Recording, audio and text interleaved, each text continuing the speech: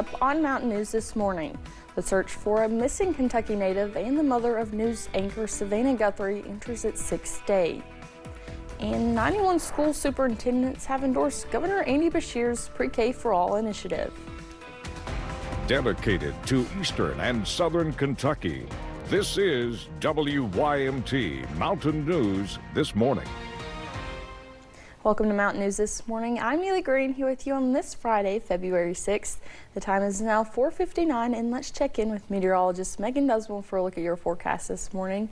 Megan, I'm going to be so honest with you. I was walking in my car this morning and I slipped on the ice and I fell. Are you okay? Yeah, I'm fine. I just thought it was funny. Yeah, I will say that I've slipped on a lot of ice this past week, unfortunately. Well, I'm ready for it to be gone, so. Yeah, we're not too far off, guys. That's the good news, is we still have a couple of cold days here and another chance of a wintry mix today, which could add some ice. But by this time next week, we're looking at much better temperatures. So let's break that down, starting off with what you need to know as you're heading out the door. It's looking like a mixture of the 20s and for some even that 30-degree mark. It's 30 right now in Boonville and Stanton. We head into the afternoon and we're actually going to be seeing not terrible temperatures. I mean, 30s, 40s. It's been a while since we've seen those 40s. However, because of these warmer temperatures, we're going to start to see a chance for some precipitation starting around that 9 o'clock, 10 o'clock time frame for our far northern counties. And as temperatures warm, well, a wintry mix and rain for some. And then as temperatures drop overnight, well, we'll see a chance for snow returning, which could lead to some icing on those roadways. So be careful tomorrow morning, especially. Here's a look at the next 12 hours. Sunrise is at 7:32. Neely. Megan, thank you. A ransom deadline has come and gone with no response in the case of the apparent abduction of 84-year-old Nancy Guthrie, the mom of Today's Show co-host Savannah Guthrie. The investigation intensifies now 6 days in.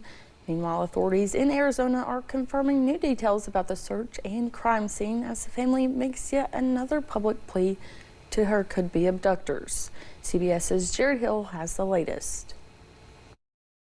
6 days into the search for Nancy Guthrie, and the Pima County Sheriff is holding out hope that the 84-year-old is still alive. We believe Nancy is still out there. This is Cameron Guthrie. I'm speaking for the Guthrie family. Late Thursday, Nancy's son Cameron released a new video directed at her potential abductors as one purported ransom deadline passed. Whoever is out there holding our mother, we want to hear from you.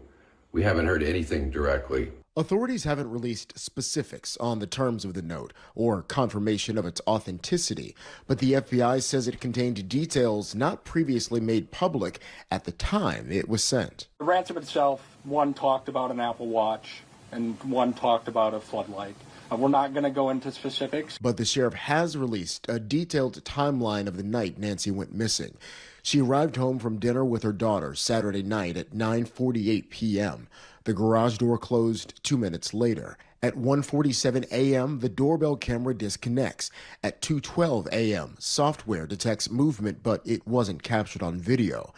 At 2:28 a.m., Nancy Guthrie's pacemaker disconnects from her phone.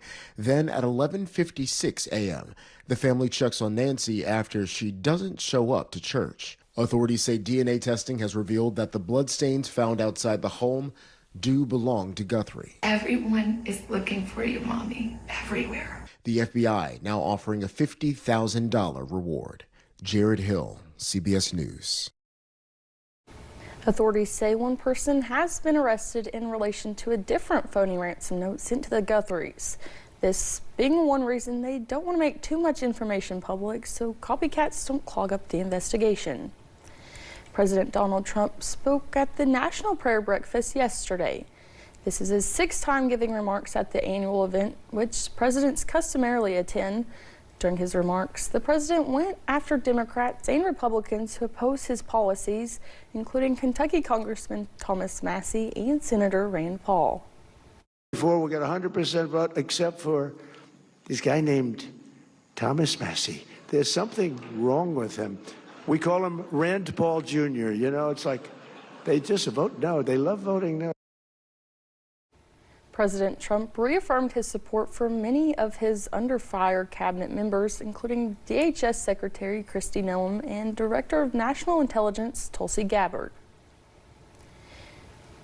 91 school superintendents have endorsed Governor Andy Beshear's Pre-K for All initiative.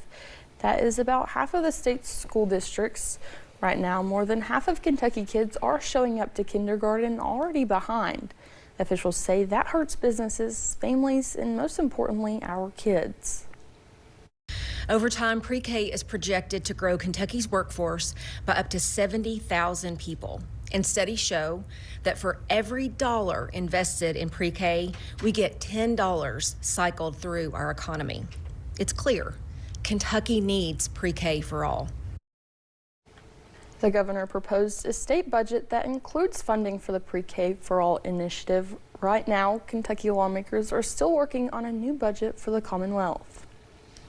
An education bill focusing on accountability and leadership in schools easily passed a State Senate committee yesterday. Senate Bill 4 would set up a program to help school principals in their new roles. The Kentucky Chamber would assist in this leadership initiative, focusing on basic aspects of operating a school. The Chamber's president says many of the same ideas are used in helping company CEOs. And I am sure if you talk to any of them, they will tell you that this was truly a life-changing experience. Senator Stephen West of Paris says if the measure passes, he will request the state invest more than $2 million for the fourth year of the program.